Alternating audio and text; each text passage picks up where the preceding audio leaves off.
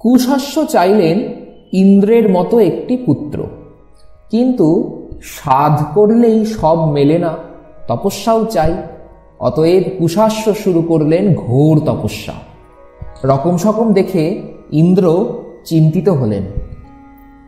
অন্য কেউ তাঁরই মতো পরাক্রান্ত হয়ে উঠবে এ তিনি কিছুতেই সইবেন না। ইন্দ্রের ভাবনা ধরে গেল। শেষে নিজেই জন্ম নিলেন কুশাস্যের পুত্র হয়ে। এই পুত্রই গাধী। সত্যবতী এই গাধীর কন্যা। একদিন ঋচিক দেখলেন সত্যবতীকে, পছন্দ হলো। গাধীর কাছে প্রার্থনা করলেন তাঁর কন্যাটিকে। ঋচিক বৃদ্ধ ও ক্রোধী, গাধী মত করলেন না। কন্যার মূল্য হিসেবে তাই চেয়ে বসলেন 1000 ঘোড়া। যেমন তেমন ঘোড়া নয়, কানগুলো হবে কালো, শরীর হবে সাদা, আর ছুটবে বায়ুর বেগে। ঋষি ঋচিক তিনিও দম্বার পাত্র নন।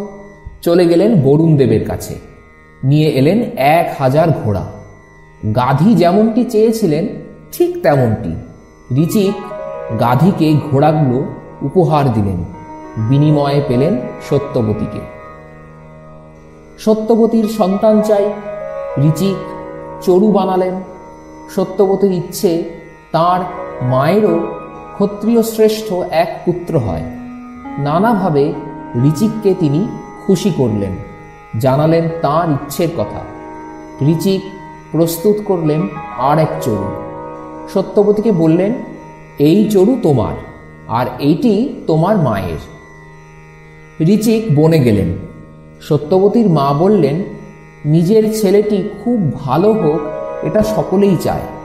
বউয়ের ভাই, সে যেমন তেমন একটা হলেই হলো, কাজেই তোমার চরুটা যে ভালো তাতে আমার সন্দেহ নেই।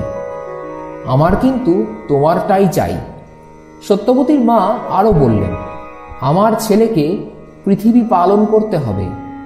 বলবীর্য দিয়ে ব্রাহ্মণের কোন দরকারটি মিটবে? এসব শুনে সত্যবতী নিজের চরুটি মাকে দিয়ে দিলেন, আর মায়েরটি নিজে খেলেন। ঋচিক বন থেকে ফিরে এলেন। সত্যবতীকে দেখেই সব বুঝলেন। বললেন, এ কি অকাজ করে বসে আছো? মহাপাপ করেছ যে, এই কাজ তো তোমার সাজে না। তোমার শরীর যেরকম রৌদ্র দেখাচ্ছে তাতে মনে হয় নিশ্চয়ই তুমি তোমার মায়ের চরুটি খেয়ে বসে আছো। ও চরুতে যে অসীম বীর্যের সমাবেশ করেছিলাম, আর তোমারটিতে ছিল শান্তি, জ্ঞান, তিতিক্ষা, অথচ উল্টো ঘুটিয়ে বসলে। তোমার পুত্র হাতে ধরবে অস্ত্র, মারণ কাজে হবে তার নিষ্ঠা। তোমার ভাই হবে শান্তিকামী ব্রাহ্মণ। সত্যবতী ঋচিকের পা জড়িয়ে ধরে বললেন, জেনে করিনি, আমাকে ক্ষমা করুন। আমার পুত্রটি যেন অমর না হয়, বরং পৌত্র হোক অমনি। ঋচিক বললেন, আচ্ছা তাই হবে। এরপর সত্যবতী লাভ করলেন যমদগ্নিকে, আর তার মাতা লাভ করলেন বিশ্বামিত্রকে। পরে সত্যবতী হয়ে গেলেন কৌশিকী নদী। যমদগ্নি রেণুরাজার কন্যা রেণুকাকে বিবাহ করলেন। জন্ম হল নারায়ণের অংশভূত সেই পরশুরামের, যিনি সমস্ত ক্ষত্রিয় বংশ ধ্বংস করেছিলেন।